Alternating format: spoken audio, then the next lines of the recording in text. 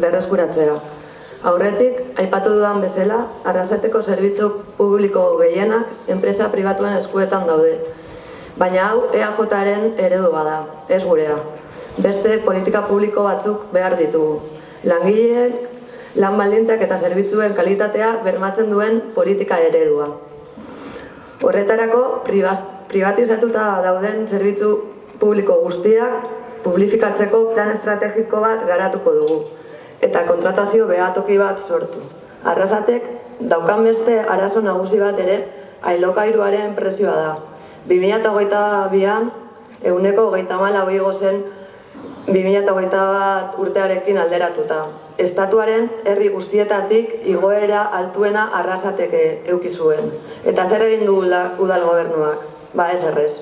Gure proposamena udaletxean batzorde bat eratzea eta udaletxeak dauzkan kompetentzia eta rekurtso guztiak agortuko ditugu arazo hau konpontzeko. Guk ez dugu beste alde batera begiratuko.